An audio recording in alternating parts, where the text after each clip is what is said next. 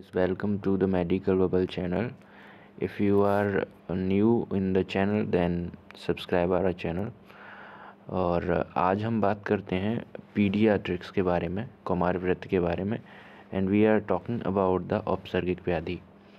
So aupasargik vyadhi actually you are seeing here that aupasargik vyadhi are called as the infectious disease. Okay, according to Ayurveda, अब हम बात करते हैं according to Ayurveda कि उपसर्ग का तात्पर्य क्या है. उपसर्ग का तात्पर्य इन्होंने जो बताया है दैट इज़ संक्रमण. ओके, सो उपसर्ग का तात्पर्य क्या होता है? संक्रमण होता है. और औपसर्गिक व्याधियाँ का मतलब क्या हो गया कि ऐसी व्याधियाँ जो संक्रामक होती हैं. तो आचार्य सुश्रुत ने संक्रमण के कारण तथा उनके उत्पन्न होने वाली निम्न व्याधियों का वर्णन किया. तो सबसे पहले ध्यान रखेंगे कि ज़्यादातर संक्रमण व्याधियों का जो जिक्र है वो सुश्रुत संहिता में मिलता है. तो उन्होंने क्या क्या बोला है? दैट इज़ स्त्री प्रसंग से औपसर्गिक व्याधियाँ होती हैं, इन्फेक्शियस डिसीज़. व्हाट इज़ स्त्री प्रसंग? That is STD which is related to the sexually transmitted disease. Now इसके बाद हम बात करते हैं कि शारीरिक स्पर्श से हो गया, कॉन्टैक्ट से हो गया, श्वास से, एक साथ भोजन करने से, साथ में शयन करने से, रोगी के वस्त्र, माला, अनुलेपन के प्रयोग से, कुष्ठ. ठीक है, ध्यान रखने वाली बात यहाँ पर यह है कि औपसर्गिक व्याधियों में उन्होंने कौन कौन सी व्याधियों को मेन माना है. तो यहाँ पर हमने देखना है कि यहाँ पर कुष्ठ है, ज्वर है, शोष है. ठीक है ना, नेत्र विषंद है. और इन सब व्याधियों को जो एक मनुष्य से दूसरे मनुष्य पर फैलती हैं, संक्रमित होती हैं, उनको हमने बोला है संक्रमित व्याधियाँ. अब बड़ी बात ध्यान सुनने वाली यहाँ पर यह है कि इसमें जैसे कुष्ठ लेप्रोसी हो गया, ज्वर फीवर हो गया, शोष इमेंशिएशन हो गया, नेत्र विषण क्या होता है? कंजक्टाइवा. ठीक है, जितने भी कंजक्टिवाइटिस जितने भी होते हैं, these are related to the नेत्र विषंदी. ठीक है, तो ऑल दीज सिम्टम्स और all these disease are considered in the संक्रमण और वी कैन से संक्रामक व्याधि. फिर आगे दे रखा है कि आचार्य सुश्रुत ने सूत्र स्थान के एक अन्य प्रसंग में, यानी सूत्र स्थान का एक अन्य प्रसंग जिसमें ऋतुचर्या में विविध रोगों तथा मरक बोला है महामारी पेंडेमिक को बोलते हैं, और विविध रोगों का भी के प्रादुर्भाव का कारण विकृत औषधियाँ, विकृत जल का सेवन बताया है. कि भाई जो पेंडेमिक और विविध रोग हैं वो ज़्यादातर विकृत औषधि और विकृत जल, मतलब दूषित जल कह सकते हैं, पॉल्यूटेड वाटर और नॉन डिज़ायरेबल मेडिसिन्स की वजह से जो है ज़्यादातर रोग और महामारी फैलती हैं. आगे बताया उन्होंने कि कभी कभी ऋतु के आदि के अव्यापन होने पर भी कृत्य, अभिशाप, राक्षस, क्रोध, अधर्म से समस्त जनपद का नाश हो जाता है. कभी कभी क्या होता है कि पर्सन, अभी आपने बोला कि ऐसा है कि बंदा ऋतु में भी अच्छी तरीके से काम कर रहा है, कोई भी विकृत औषधि नहीं ली, कोई भी विकृत जल नहीं लिया, लेकिन उसके बावजूद भी अगर सिम्टम्स आ रहे हैं बहुत ज़्यादा, तो उसका रीज़न क्या हो सकता है? तो उन्होंने बताया कि जब कभी भी ऐसा होता है कि सामान्य ऋतु होने पर भी कभी कभी कृत्य, अभिशाप से, राक्षस से, क्रोध से, अधर्म होने से, इन सब से भी जनपदों ध्वंस होता है, पेंडेमिक्स आती हैं. ठीक है, फिर उन्होंने बताया है आगे कि विष, औषध, पुष्पगंध से दूषित वायु द्वारा वातादि दोष तथा प्रकृति की विशेषता के बिना ही काश, श्वास, वमन, प्रतिशय, शिरोरोजा, ज्वर में देशवासी पीड़ित हो जाते हैं. ग्रह नक्षत्र के अनिष्ट प्रभाव से, तो बहुत सारे प्रभाव हो सकते हैं, जैसे इन्होंने बताया कि पॉल्यूटेड एयर भी हो सकती है यहाँ पर, और ग्रह वगैरह के अनिष्ट से या फिर स्त्री के अनिष्ट से भी यहाँ पर हो जाते हैं. तो these all are the symptoms which is given in the Sushruta Samhita. आगे भी बताया गया कि शयन, अशन, यान, वाहन, मणि, रत्न, उपकार तथा अन्य अशुभ लक्षण होने से बोला है यहाँ पर, अशुभ लक्षण होने से भी रोग का उत्पत्ति होती है. अब आगे जो बोला है, इस अवस्था में चिकित्सा हेतु, जिन अवस्थाओं में हमें अशुभ लक्षणों से रोग उत्पन्न हुए हैं, ऐसी अवस्थाओं में हमें चिकित्सा क्या करनी चाहिए? तो चिकित्सा हेतु हमें क्या है? स्थान परित्व, मतलब स्थान का परित्याग करना चाहिए, जिसकी वजह से, या हो सकता है कि उस लोकेशन पे बहुत ज़्यादा पॉल्यूशन है, तो उसको हमें परित्याग करना चाहिए, शांति कर्म करना चाहिए, प्रायश्चित करना चाहिए, मंगल करना चाहिए, जप, होम, ये सब करने चाहिए. बलि देनी चाहिए, बद्दी जली नमस्कार करना चाहिए, तप नियम दाय दीक्षा देवता ब्राह्मण गुरु के प्रति श्रद्धा भाव को बताया गया है। तो अगर सिम्टम्स जो हैं वो आ रहे हैं विदाउट नॉन पोर्टेबल वाटर को पीने से भी और ऋतु में भोजन करने के बाद भी, तो ये जो चिकित्सा बताई है इन चिकित्साओं को हमें करना चाहिए। आगे हम बात करते हैं कि आचार्य भागवत ने किस तरीके से बताया है औपसर्गिक व्याधियों को। तो उन्होंने बताया कि आचार्य भागवत ने स्पर्श से, कांटेक्ट से, आहार से, फूड से, एक शय्या आदि मतलब एक जगह सहन करने से, एक जगह सेवन करने से संचारी दैट मीन संक्रमण रोग होने का कारण कहा है। ठीक है, तो अब बताया है कि प्रात नेत्र एवं त्वगति द्वारा संचारित होते हैं, या तो आँखों से या फिर त्वचा से। ज़्यादातर जो व्याधि है, जो इन्फेक्शियस डिसीज़ है, वो संक्रमण फैलता है। आचार्य चरक ने भी इस पर कुछ बताया है जनपदोध्वंस अध्याय के अंदर। उन्होंने बोला है आचार्य चरक के अनुसार जनपदोध्वंस के प्रसंग में प्रकृति आदि से भिन्न समान काल में आगे देख लेते हैं, समान काल में लक्षणों वाली व्याधि से पीड़ित होता है। वायु जल देश काल की विकृति जनपदोध्वंस का मुख्य कारण है। तो उन्होंने क्या बोला कि भाई जो जनपदोध्वंस होता है, पेंडेमिक्स आती है, वो वायु दूषित हो गई है, जल दूषित हो गया, देश काल, इन सब में विकृति आ गई है, ये ही जो है जनपदोध्वंस के मुख्य कारण होते हैं। ऐसे ही वेल संहिता में भी जनमार शब्द कहा गया है। ठीक है, और सुश्रुत ने उसको मरक बोला है, और इनको सबको पेंडेमिक्स बोलते हैं और महामारी बोलते हैं। तो ये एक विशेष यहाँ पर जो वर्णन है, जो वर्णन है वो यहाँ पर आया है। अब हम बात करते हैं infectious disease according to modern के अकॉर्डिंग इन्फेक्शियस डिसीज़ क्या है, उसकी डेफिनेशंस क्या है और कैसे उनको ट्रीट किया जाता है। तो हम बात करते हैं मॉडर्न के अकॉर्डिंग। तो पहला इसमें पॉइंट मॉडर्न के अकॉर्डिंग क्या बताया है कि infectious disease are causing by presence and growth of pathological biological agent and individual host organism giving rise to characteristic medical sign और symptom of disease। क्या बोला है कि ये इन्फेक्शियस डिसीज़ जो होते हैं वो पैथोजेनिक बायोलॉजिकल एजेंट की वजह से फैलते हैं।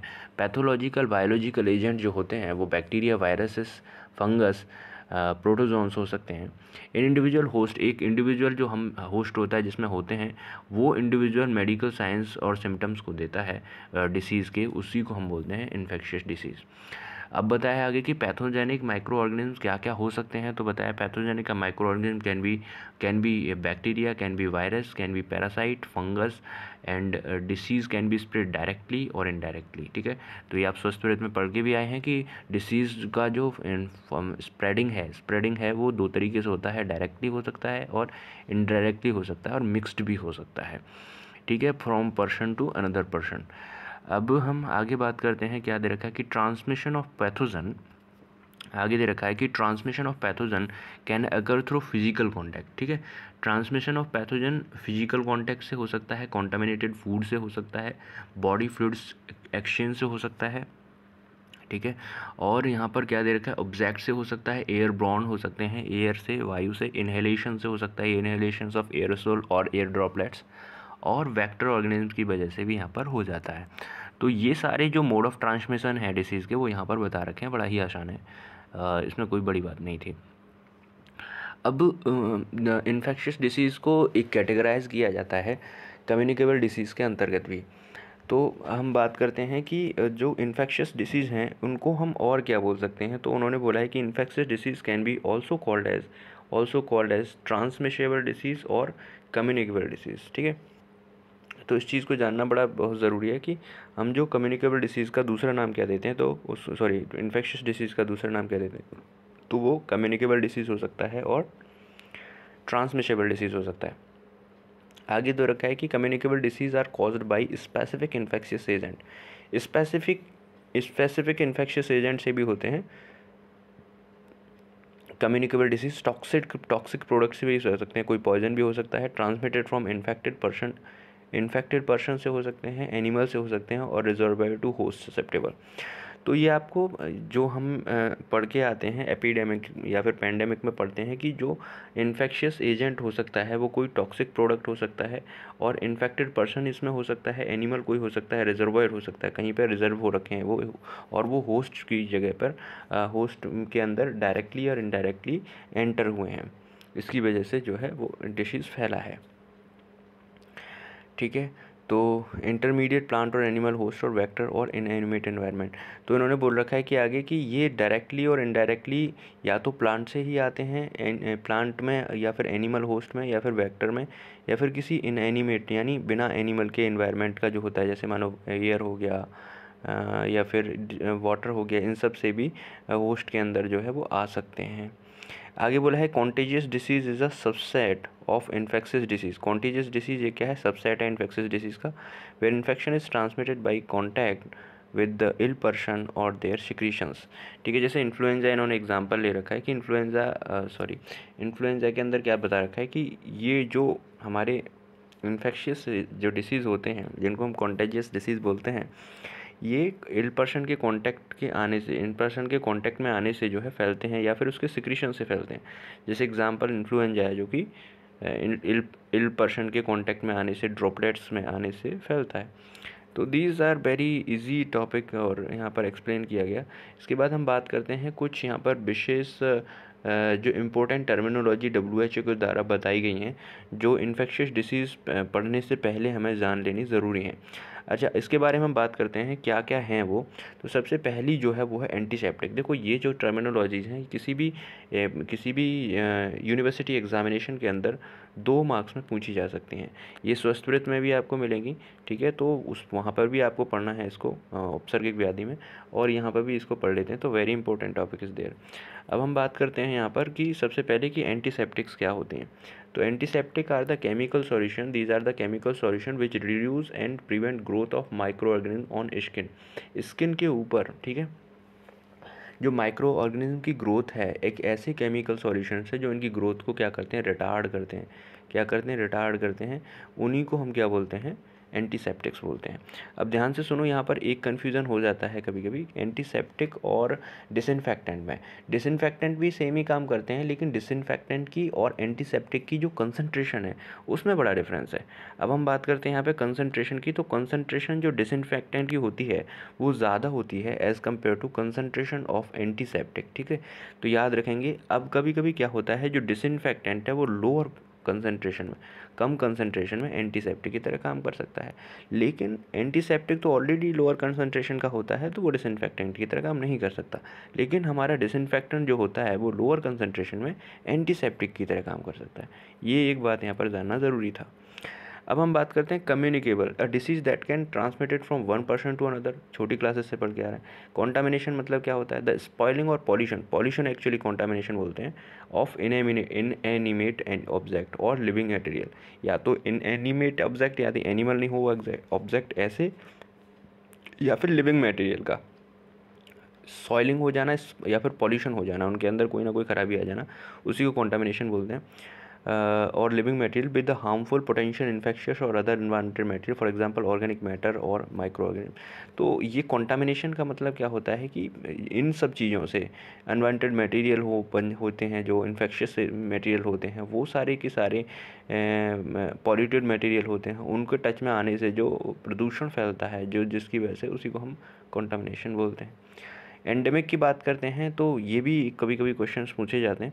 तो एंडेमिक क्या होता है, very most important thing, endemic present with the localised geographical area, ठीक है। लोकलाइज्ड जियोग्राफिकल एरिया में कभी भी डिसीज़ फैलता है उस हमको हम बोलते हैं एंडेमिक, ठीक है। नेक्स्ट हम बात करते हैं एपिडेमिक। तो एपिडेमिक जो क्या है, attack of affecting many person of disease simultaneously और कम्युनिटी। ये देखो यहाँ पर कम्युनिटी और यहाँ पर लोकलाइज्ड एरिया है, ठीक है। तो यहाँ पर एक ध्यान रखना है कि एंडेमिक का मतलब होता है अंदर, किसी लोकलाइज्ड एरिया के अंदर, और एक कम्युनिटी और एक पर्टिकुलर एरिया में स्प्रेड हो रहा है तो उसको हम बोलते हैं एपिडेमिक, ठीक है। अब बात करते हैं एक्सूडेट। तो एक्सूडेट क्या होता है, फ्लूइड फ्रॉम अ वुंड, जो हमारा घाव है उससे फ्लूइड जब निकलता है बाहर, ठीक है, जैसे सीरम के फॉर्म में ल्यूकोसाइट होते हैं, उसमें बुंड डिवरीज होती हैं, तो उन्हीं को सबको हम एक्सूडेट कहते हैं, जो कि इन्फेक्शियस डिसीज़ के अंदर कहीं ना कहीं रिस्पॉन्सिबल हैं, ठीक है।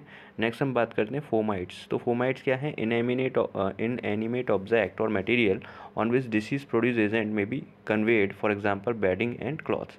तो फोमाइट्स क्या होते हैं कि ऐसे ऑब्जेक्ट या ऐसे मटेरियल हैं जिन पर disease producing agent micro organism फैलते हैं या फिर रह जाते हैं, उनको दूसरा कोई पर्सन यूज़ कर लेता है तो उससे स्प्रेड होने के चांसेस होते हैं। जैसे कि बेडशीट हो गई, क्लॉथ्स हो गए, ये सारे फोमाइट्स के ग्रुप में कंसीडर किए जाएंगे। नेक्स्ट हम बात करते हैं रिजर्वायर।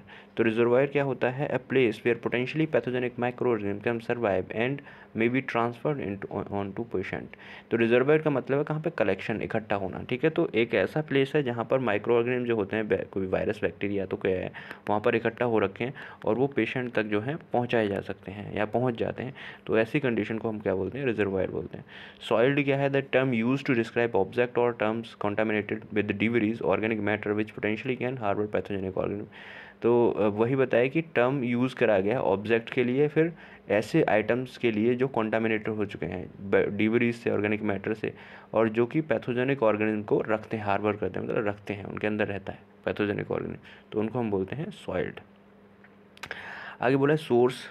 सोर्स किसके लिए बोला है? रिजर्वायर का एक पार्ट है, क्योंकि सोर्स जहाँ से माइक्रो ऑर्गेनिज्म कॉलोनी में रहते हैं और पेशेंट को इन्फेक्ट करते हैं, उसको हम बोलते हैं सोर्स, ठीक है। वेक्टर की बात करते हैं तो आप जानते हैं वेक्टर क्या होता है? एक तरीके से वाहक, रोग वाहक, ठीक है। रोगों को वहन करने वाला, रोगों को ले जाने वाला जो होता है उसको हम क्या बोलते हैं? वेक्टर बोलते हैं।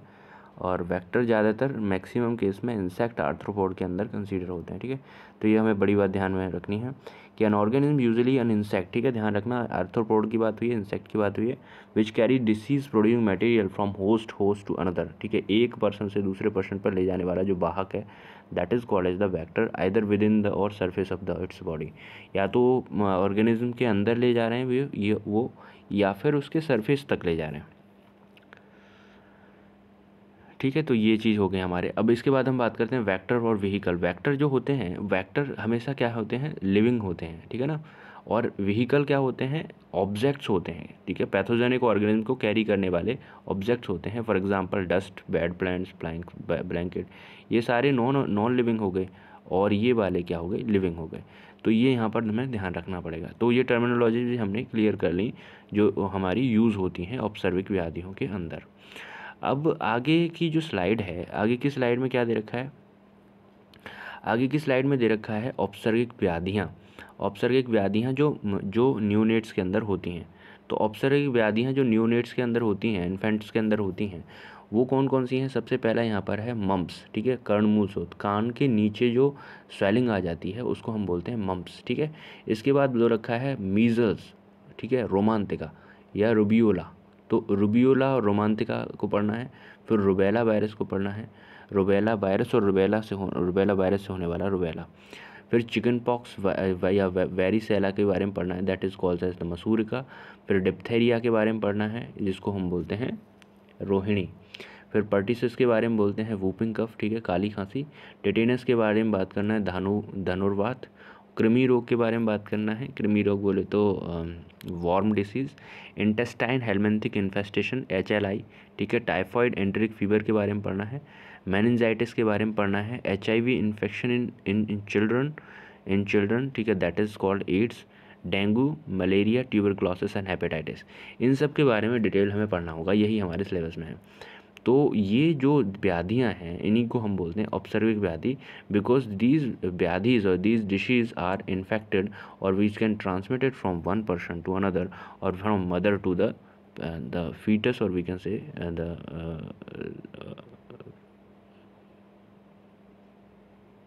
इन्फेंट। नेक्स्ट हम बात करते हैं कर्णमूल शोथ, ठीक है ना। तो कर्णमूल शोथ को आपने यहाँ पर देखना है। कर्णमूल शोथ जो होता है, कर्णमूल शोथ देखो यहाँ पर क्या है? कर्ण का मूल है, कान है, इसके मूल के मतलब बेस पर क्या है? स्वेलिंग है, एडिमा है, ठीक है। इस एडिमा को ही हम बोलते हैं कर्णमूल शोथ। अब ये आचार्य सुश्रुत ने क्षुद्र रोग में लिया है, मतलब छोटा रोग है ये। आचार्य सुश्रुत ने क्षुद्र रोग के अंतर्गत कर्णमूल होने वाले शोथ को पाषाण गंधर्व कहा है, ठीक है, पाषाण गंधर्व, ठीक है ना। क्षुद्र रोग का दूसरा नाम जो आचार्य सुश्रुत ने लिया है वो क्या लिया है? पाषाण गंधर्व लिया है, गर्दभ, जिसमें गर्दन के नीचे पाषाण मतलब पत्थर के जैसा हो जाता है, ठीक है। तो इसको हमें यहाँ पर सुश्रुत ने बोला है। हनुसंधि से उत्पन्न स्थिर अल्प ऊर्जायुक्त कठिन शोथ, ठीक है। तो डलहर ने भी यहाँ पर जिक्र किया है इसके बारे में। बाकी आप यहाँ पर डायग्राम में देख रहे हैं, ये दिख रहा है, इसी को हम मम्स बोलते हैं, कर्णमूल शोथ बोलते हैं। तो सबसे पहले हमें ध्यान रखना है कि हनुसंधि के नीचे यहाँ पर क्या हो जाता है, अल्प ऊर्जायुक्त मतलब कम पेन होता है, लेकिन शोफ रहती है, एडिमा रहता है। फिर बोलते हैं कि ये वातज कफज व्याधि है। सबसे पहली बात यहाँ पर है कि व्याधि में कौन कौन से दोष इन्वॉल्व हैं, तो वात और कफ जो है इन्वॉल्व हैं। ठीक है, अब यहाँ पर इसमें बोला है, श्लोक दे रखा है नीचे, तो नीचे यहाँ पर श्लोक दे रखा है। तो उस श्लोक में दो चीज़ आई हैं, एक तो आया है बलास और दूसरा आया है पवन। तो बलास का जो अर्थ है वो क्या है, कफ है, और पवन का अर्थ जो है वो वात है। तो इसलिए यहाँ पर ही एक्सप्लेन किया है। नेक्स्ट हम बात करते हैं स्थिर एवं कठिन शोफ है। जो शोफ है मतलब जो एडिमा है वो मोबाइल नहीं है, क्या है, वो स्थिर है मतलब स्टेबल है, और कठिन मतलब बहुत ज़्यादा हार्ड है। ठीक है, ध्यान रखेंगे। फिर हम बात करते हैं पाषाणवत कठिन के कारण इसकी पाषाण गर्दभ संज्ञा दी जाती है। पाषाणवत कठिन मतलब पत्थर के जैसी कठिन होने की वजह से इसका नाम जो पड़ा वो पड़ा पाषाण गर्दभ। मतलब जो गर्दन है वो स्टिफ हो जाती है, और पाषाण मतलब पत्थर के जैसा स्वेलिंग यहाँ पर जो है कान के नीचे रहती है। तो कान के नीचे रहने की वजह से, कर्णमूल की वजह से इसको बोला है कर्णमूल शोथ। ठीक है ना। अब आगे देखते हैं बात यहाँ पर माधव निदान ने स्निग्धता युक्त शोथ, मतलब जो शोथ होती है वो स्निग्धता होगी। रीजन स्निग्धता के पीछे, क्योंकि ये क्या है, कफस व्याधि है, तो स्निग्धता शोथ रहती है। तो स्निग्धता शोथ युक्त शोथ का भी उल्लेख किया है, उसी के अंदर हम यहाँ पर माधव निदान में इसको मम्स को पढ़ते हैं। ठीक है, और मधुकोशकार ने इसको गलवट के नाम से बोला है। तो ये अलग अलग आचार्यों ने अपने अलग अलग मत के अकॉर्डिंग यहाँ पर बोला है। आपको सिर्फ और सिर्फ यहाँ पर सुश्रुत का याद करना है कि सुश्रुत ने क्षुद्र रोग के अंतर्गत इसको पाषाण गर्दभ बोला है। बड़ी बात यहाँ पर है। मम्स की बात कर लेते हैं यहाँ पर। तो मम्स जो है मॉडर्न के अकॉर्डिंग, तो mumps characterise by painful enlargement. ठीक है, वहाँ पर अल्परुजा बोला है, लेकिन यहाँ पर मम्स को मॉडर्न में बोला है कि ये पेनफुल एनलार्जमेंट है। तो और क्या होता है, सलाइवरी जो ग्लैंड होती हैं हमारी, जो सलाइवा सिक्रीशंस करती हैं, उनके अंदर इन्फेक्शन क्रिएट हो जाता है। इसकी वजह से हम इसको मम्स बोलते हैं। आगे हम बात करते हैं most commonly the parotid gland are involve. ठीक है, मोस्ट कॉमनली सलाइवरी ग्लैंड में सबसे बड़ी जो ग्लैंड है that is called parotid gland, which is actually कहाँ पर होती है, आप देख रहे हैं यहाँ पर कान के नीचे रहती है, बिलो द ईयर। सो इसलिए इसी का जो इन्फ्लेमेशन है वो कॉज होता है। ठीक है, मैक्सिमम जो मोस्ट कॉमनली इन्वॉल्मेशन है वो पैराटॉइड ग्लैंड का है। और इसके साथ साथ सबलिंगुअल और सबमैंडिबुलर ग्लैंड और जो सलाइवरी ग्लैंड्स हैं वो भी इन्वॉल्व हो सकती हैं, पर मम्स के अंदर मेजॉरिटी के केस में पैराटॉइड ग्लैंड ही जो है कंसीडर होती है, और वो इन्फेक्शन कॉज होता है इसके अंदर। दूसरी बात हम बात करते हैं कि मम्स का जो है, मम्स की बात करते हैं तो mumps caused by RNA virus. आपको पता है virus can be RNA double stranded DNA, but जो मम्स का वायरस है वो आरएनए वायरस से बिलोंग करता है, जिसकी फैमिली है पैरामिक्सोविरिडी। तो पैरामिक्सोविरिडी के जितने भी वायरसेस होते हैं उनका जो जेनेटिक मटेरियल होता है वो क्या होता है, आरएनए होता है। ठीक है ना, वो क्या होता है, आरएनए होता है। तो यहाँ ये बात आपको ध्यान रखनी होगी। अब आगे बोला है इंसिडेंस मतलब होने का क्षमता या होता कितना है। ठीक है, इंसिडेंस का मतलब है कि कोई भी रोग कितना होता है। ठीक है, तो बोला है common in 5 and 15 year of age. ठीक है, इंसिडेंस कब मिलता है, मतलब होने की संभावना कौन सी है, 5 से 15 साल के बच्चों में मिलती है। Infant are rarely affected due to presence of placentally acquired material antibody. ठीक है, तो 5 से 15 के बीच में इतनी ज़्यादा एंटीबॉडीज़ हमारे पास एंटीबॉडीज़ ट्रांसफ़र होती हैं, और ऊपर से हमारी जो इम्यूनिटी होती है वो भी इतनी ज़्यादा स्ट्रॉन्ग नहीं होती। तो इस एज ग्रुप में 5 to 15 ईयर वाले एज ग्रुप में मम्स का होना ज़्यादातर कॉमन मिलता है। आगे बात करते हैं, इसके बाद यहाँ पर दे रखा है कि man is a most natural host reservoir and source of infection are clinical और sub clinical cases 30 to 40% of infection are sub clinical. अब कैटेगरी होती है सब क्लिनिकल और क्लिनिकल कैटेगरीज और सब क्लिनिकल कैटेगरीज रहती हैं। क्लिनिकल का मतलब कॉम्प्लिकेशंस ज़्यादा हैं थोड़ा, और सब क्लिनिकल केसेस का मतलब क्या है कि थोड़े से हल्के से सिम्टम्स रहते हैं, इसके ज़्यादा हॉस्पिटलाइजेशन वगैरह की ज़रूरत नहीं पड़ती। तो लगभग सब क्लिनिकल केसेस जो रहते हैं इसके, और 30 to 40% जो केसेस होते हैं, ज़्यादातर केसेस जो होते हैं, दीज मैक्सिमम। नेक्स्ट हम बात करते हैं कि जो ट्रांसमिशन किससे होता है, तो ट्रांसमिशन यहाँ पर डायरेक्ट कॉन्टैक्ट बताया है। उसके बाद एयर बॉर्न ड्रॉपलेट, जो एयर के अंदर ड्रॉपलेट्स होती हैं फेमाइड्स, बेडशीट वगैरह से जो कि कॉन्टामिनेटेड हो रखी हैं, या फिर सलाइवा या फिर यूरिन, ठीक है, सलाइवा या फिर यूरिन से भी इसका क्या है ट्रांसमिशन बता रखा है।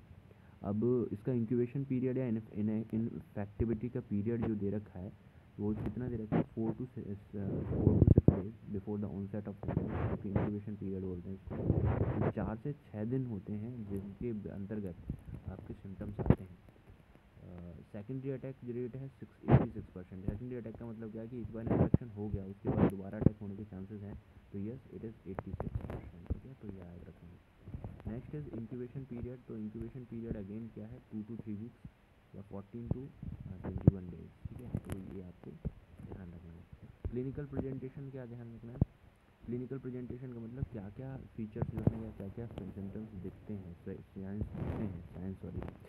तो पहला साइन जो दे रखा है वो दे रखा है यूनिलेटरल और बायलेटरल पैरोटाइटिस, यानी कि जो पैरोटिड ग्लैंड है वो दोनों तरफ या एक तरफ जो है स्वेल हो जाएगी, इन्फेक्शन हो जाएगी। इसके साथ साथ ईयर एक मतलब कान में दर्द होगा, जॉ टेंडरनेस, जो जॉ होता है उसमें कड़ापन आ जाएगा जब वो च्यूइंग करता है, ठीक है, और क्योंकि ड्राइनेस हो जाएगा माउथ का, क्योंकि सलाइवरी ग्लैंड इन्फेक्शन है तो सलाइवा तो इतना रिलीज़ होगा नहीं, तो क्या होगा कि जो आपका जो जॉ लाइन है उसके साथ साथ दर्द होगा और उसके साथ साथ क्या होगा उसमें आपका जो है ड्राइनेस आ जाएगा। And swelling at the angle of jaw, और जो एंगल होते हैं जॉ के, जैसे ये जॉ है तो इसके एंगल पे क्या है आपको एडिमा दिखेगा, स्वेलिंग दिखेगा। अब यहाँ पर इसके बाद हम बात करते हैं ईयरलो में appear to be pushed upward and outward, क्योंकि स्वेलिंग है तो अपवर्ड पुश्ड और आउटवर्ड पुश्ड दिखेंगे। जैसा कि आप इस डायग्राम में देख रहे हैं, ये जो स्वेलिंग की वजह से जो मम्स में जो दिख रहा है आपको ये, तो ये क्या दिख रहा है, एक तो आप आउटवर्ड पुश हो रहे हैं और अपवर्ड पुश हो रहे हैं, ठीक है ना। तो these are the characteristic sign actually seen in the mumps of the infant. अब बात करते हैं the difference and resolution of parotitis take about a week, ठीक है, तो हम कभी कभी देखते हैं कि इसमें एक सप्ताह लग जाता है इनको एक्चुअली पूरी तरीके से पहचानने में। And epididymoorchitis is the most common complication among post pubertal male, ठीक है, तो प्यूबरिटी के बाद के मेल्स में अगर मम्स होते हैं तो उसमें एपिडाइडमो ऑर्काइटिस, ठीक है, एपिडाइडमिस में, और ऑर्काइटिस मतलब ईयर के अंदर भी जो है इन्फेक्शन जो है इन्फ्लेमेशन इसका दिखता है, ये कॉम्प्लिकेशंस हो सकते हैं पोस्ट प्यूबर्टल मेल्स के अंदर, बात करने वाली बात है। इसके बाद है overall aseptic meningitis is the most common complication, ठीक है, और मेनिंजाइटिस भी दिखेगा, ठीक है, क्योंकि कॉम्प्लिकेशंस कब आते हैं, जब किसी भी डिसीज़ को ट्रीट नहीं किया जाता। तो ये जो वायरस है जिसको हम मम्प्स वायरस बोलते हैं, which is belongings to the paramyxoviridae family, वो ट्रांसफ़र हो जाता है जिसकी वजह से कॉम्प्लिकेशंस आ जाते हैं, ठीक है। तो यहाँ पर ये दिख सकता है, तो हम इसमें देखते हैं कि जब टेस्ट कराते हैं तो सीरम एमाइलेज जो रहता है, एमाइलेज का जो कंसंट्रेशन है वो बड़ी रहती है अबाउट 90% पेशेंट के अंदर, ठीक है। तो इसमें हम जो टेस्ट डायग्नोस कराते हैं वो किससे कराते हैं, IgM एलिशा, ठीक है, एलिशा टेस्ट होता है एंजाइम लिंक्ड इम्यूनोसॉर्बेंट ऐसे, तो उसका IgM एंटीबॉडीज़ उसमें बढ़ी हुई मिलती हैं, तो उससे हम अगर बढ़ी हुई मिलती हैं सीरम के अंदर तो हम कंफर्म करते हैं कि ये मम्प्स है। आगे बात करते हैं डिफरेंशियल डायग्नोसिस, मतलब ऐसे ही सिम्टम किस किस में हमें दिख सकते हैं, तो उससे डिफरेंशियली डायग्नोसिस आपको करना है। तो सिम्टम्स सपोर्टिव पैरोटाइटिस में भी दिख सकते हैं, ये पैरोटिड ग्लैंड की ही बात हो रही है। सबमैंडिबुलर लिम्फेडेनोपैथी, ठीक है, मैंडिबुलर की लिम्फ ग्लैंड्स जो होते हैं, लिम्फेटिक्स जो होते हैं, सॉरी लिम्फ नोड, वो अगर उनमें इन्फेक्शन हो जाता है उस केस में भी आपका स्वेलिंग क्रिएट होती है। जुवेनाइल पैरोटाइटिस हो गया, या फिर कैलकुलस एंड स्टेंसन्स डक्ट। स्टेंसन्स डक्ट क्या है, डक्ट ऑफ सलाइवरी ग्लैंड ही है जिसके अंदर कैलकुलस यानी स्टोन बन जाते हैं, उस केस में भी यहाँ पर दिखता है ऐसा ही, ठीक है। तो साइटोमेगालो वायरस के अंदर भी इस तरीके के सिम्टम देखते हैं। तो इसके बाद हम बात करते हैं ट्रीटमेंट।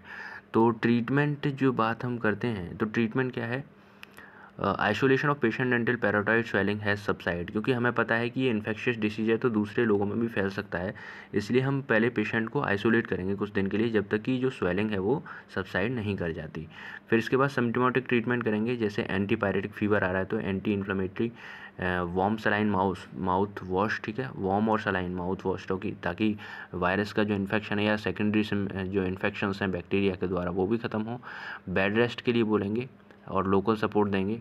स्टेरॉइड में भी यूज्ड अगर सिम्टम रिलीज़ नहीं होते और कॉम्प्लिकेशन ऑर्काइटिस या फिर एर्थराइटिस बनता है तो स्टेरॉइड को यूज़ क्यों किया जाता है, इम्यूनिटी को सप्रेस करने के लिए। तो ये जब ही यूज़ करे जाएंगे जब कॉम्प्लिकेशन में जा रहा है पेशेंट, उससे पहले हम यहाँ पर सिम्टोमेटिक ट्रीटमेंट ही करेंगे, ध्यान रखेंगे। प्रिवेंशन क्या है, क्योंकि मम्स का मम्स की वैक्सीन्स होती हैं तो वैक्सीन हमें टाइमली देनी चाहिए जो भी इन्फेंट है उसके लिए, ठीक है। वैक्सीन पे भी हम वीडियो लेके आ रहे हैं, तो अभी आप अगर चैनल पर नए हैं तो सब्सक्राइब करिए, और अगले वीडियो में हम एक एक डिशेज़ को कॉज करेंगे। तो नेक्स्ट हम करेंगे रोमांतिका के बारे में बात।